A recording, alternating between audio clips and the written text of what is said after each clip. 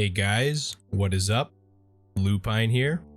If you're watching this, Elden Ring is out now, and the long night has ended for us gamers. And if you know me, you're probably also wondering, Lupine, why the fuck are you deciding to make Sekiro videos now that Elden Ring is finally out?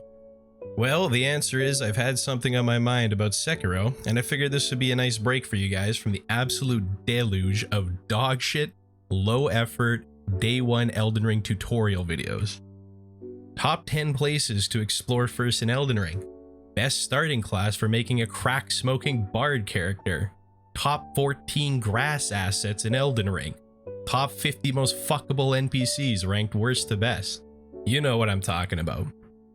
At the time of recording this, it is just before the big day, and myself and many other Souls community members have been replaying some of, if not all, of the previous FromSoft RPGs.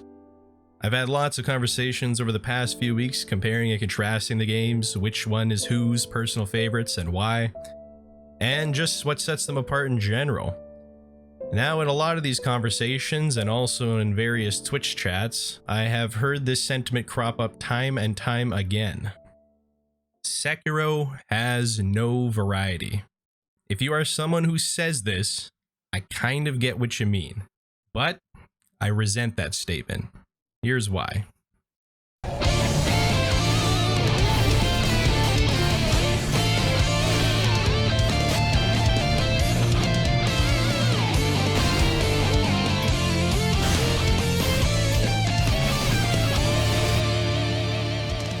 I'll start by saying that if you do not like Sekiro, or you just can't get into it like you do with other Souls games for whatever reason, that is perfectly legitimate.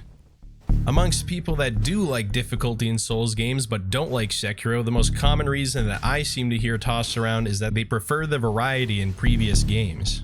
The variety that comes with build making, speccing into various stats, and the sheer amount of weapons and armor sets to choose from allow for endless replayability. While this is true, especially considering its place in PvP, people then tend to make the leap in logic and say Sekiro is a more static, one-dimensional game because it has one weapon and no builds.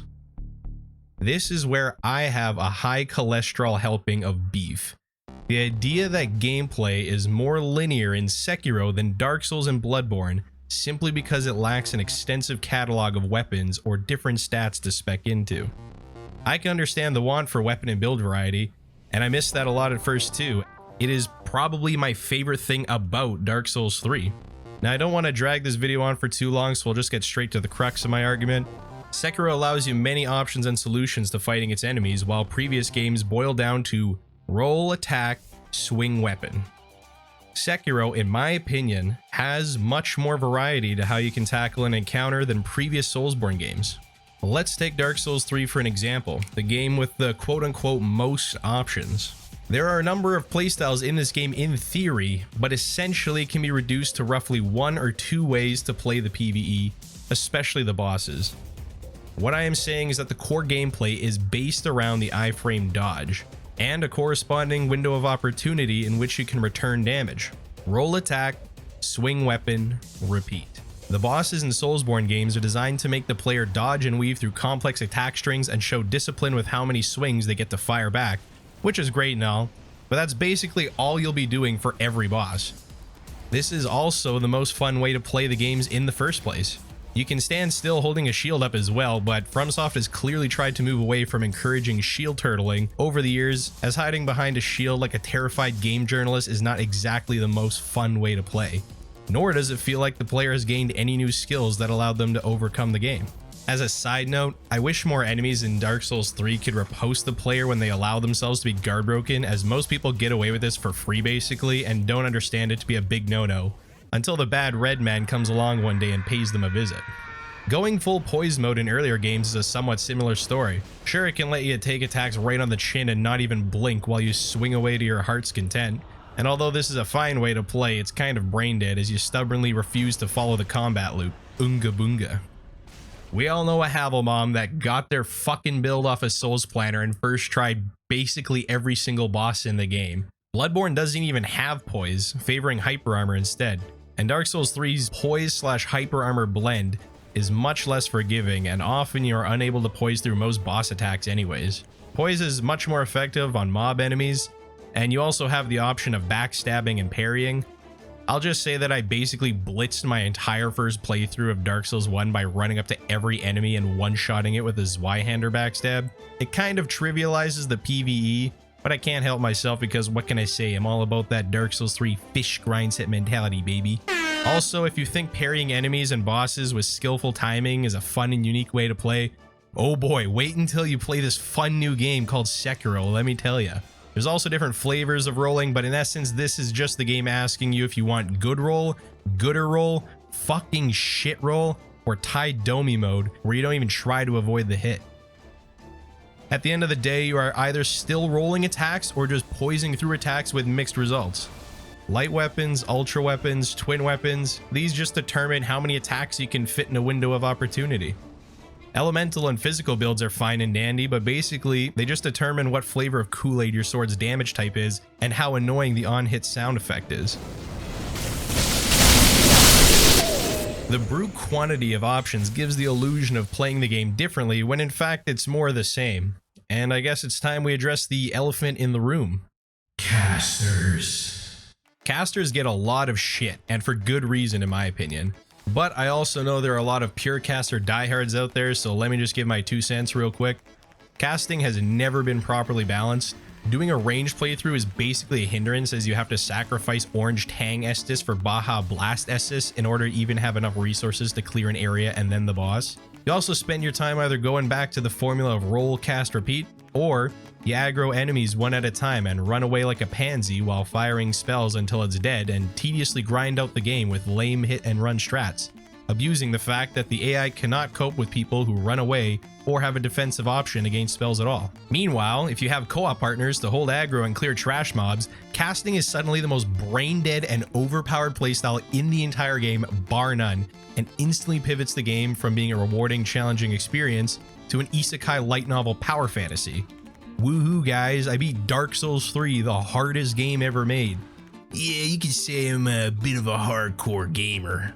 In Bloodborne's case, I wouldn't really consider Bone Marrow Ash canon a playstyle so much as cheese, and I would say arcane builds are also limited in their usage of hunter tools, once again sacrificing HP for more casts. Also, if you make a bow build and clear all the enemies with arrows, like dude, you don't have to play Dark Souls if you don't want to. There's like a million Far Cry games, or you can just go back to your 5th playthrough of Skyrim as Stealth Archer. With all that being said, I will concede that playing purely ranged is technically a different way to play. To summarize, it is of my opinion that in previous titles, the gameplay boils down to roll attack, swing weapon, repeat, or run away from enemies all day while wearing bathrobes and hucking fucking spells at them if you really hate yourself. I know I just got done saying a bunch of brave and controversial shit without even talking about Sekiro yet, and I know some of you probably deeply disagree with me, but I respect that. My point is not to say these games are bad for their combat loop. In fact, I quite enjoy these games, and I have several thousands of hours in them. With all that being said, here's why I think Sekiro shakes up the formula and gives you the tools to play the game however you want. Sekiro gives you options. There's no one solution to a boss's attack pattern. First things first, people will say, sure, Soul games are just R1 spam, but Sekiro is no different because it's just L1 spam. No. R1 spam in Soulsborne games is you counting the number of button presses to make sure you don't get greedy and overswing. L1 spam in Sekiro is you playing a rhythm game within an action game. Yes, the game's core loop is inherently built around parrying attacks rather than dodge rolling, albeit with perilous attacks mixed in to keep you on your toes, but that's not your only avenue. Heavy attacks can be easily dodged around to let you get free hits in, or you can leap away from a nasty combo, or a gap in an enemy attack string can be exploited with a well-timed attack, or you can stealth deathblow the tough mobs, or you can break an enemy's hyper armor with a combat art, or bait a combo to insta-kill them with an aerial deathblow, or you can use the firecracker prosthetic to stun your foe, or, well, you get the idea. The game gives you as many tools as you could ever possibly need and wants you to just go nuts. Let's take how we approach the Lone Shadows, for example, these purple shinobi. For his kick combo, we deflect, like usual, bread and butter, and then we Mikiri counter at the end for a lot of posture damage, and we get a hit in. I'm sure this is how 90% of people do this attack on their first playthrough. But let's take a look at all the actual options out there. We could instead deflect the thrust and scorpion him towards us with the spear, or instead chasing slice him with the shuriken, or a dragon flash. We could also turtle with the shield and just use a projected force, or we could mist raven right behind him and clean hit him. We could prevent the combo altogether with firecrackers. We could even interrupt it with a nightjar slash reversal to make some space. Or start up our Sabimaru combo and then use the built-in dodge to get around behind him and continue the combo. That's just one of his moves. For his high monk, we can deflect and Goomba stomp him. Or we can sneak an attack in on the jump and interrupt the sweep. Or we can spray his face with coins like a Canadian stripper. Or jump the sweep with a nightjar slash or a high monk of our own. Or chase him with a damaging spear charge or shuriken chasing slice again. Or we can use the living force buff on our sword with divine wind and spin him away so that we can ashen across him or dragon flash him or one mind him in the back.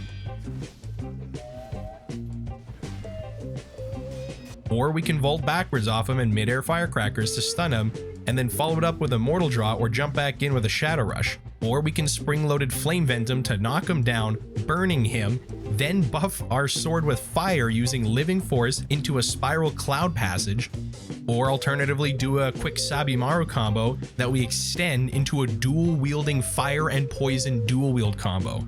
Or we Sakura dance into a sparking axe jump attack and follow it up with... Do you fucking get it yet? You can apply this logic to nearly every attack in the game. The combo routes in this game are endless, and you are only limited by your imagination despite the seemingly small number of tools the game gives you. I've also heard some say that combat arts and prosthetics are all well and good, but that stuff is just frivolous perks to look fancy since it costs spirit emblems, and you can beat the entire game without ever using them anyway, and rely solely on parrying. But isn't that what we were already fucking doing in Soulsborne games anyways? Just relying on the core roll mechanic? Even then, we still have to jump sweep attacks and make Kiri counter thrust attacks if we are playing as vanilla as possible. Sekiro gives you so many tools to negate enemy attacks that all weave into your own custom combos so fluidly that it's honestly a breeze to just come up with stuff on the fly. You don't need to be a lab god to try this stuff out at all. I will say that this game should have done more to encourage this type of experimental playstyle out of the gate, and it's certainly not the fault of the player for being overly concerned about running out of emblems and thus being ultra conservative with them. After all, I too tried to prosthetic cheese certain bosses while learning them, only to promptly run out before I even realized they had a phase 2. They are pretty cheap to buy, but on the other hand, you're usually broke given the fact that you lose half your sen upon death and there's no way to recover it, unlike previous games.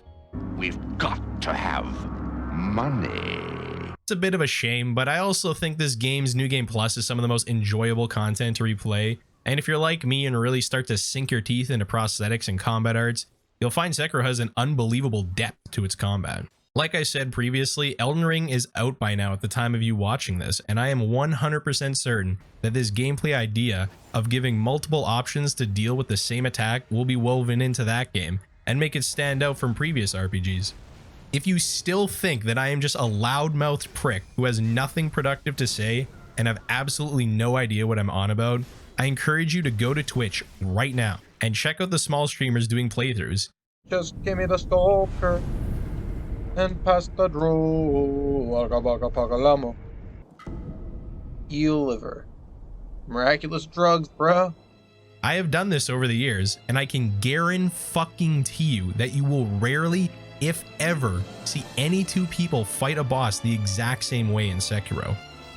Even total first-timers that completely neglect prosthetics and combat arts still differ in which attacks they decide to parry, dodge, back off, or just hold block. Sekiro, for me, has not gotten stale in the slightest at almost 500 hours now, because I feel I can fight all the enemies in the game a completely different way than the last time, every time that I fire up a casual New Game Plus 7 Charmless Bell Demon run. And that is why it is my favorite FromSoft game to date. Well, until Elden Ring, probably. Yes, the game is fine-tuned and meant to be tackled in an aggressive, fast-paced style, but do not mistake that for the game pigeonholing you into tackling it in a linear, one-dimensional way. Variety is the spice of life, and Sekiro is the fucking curry.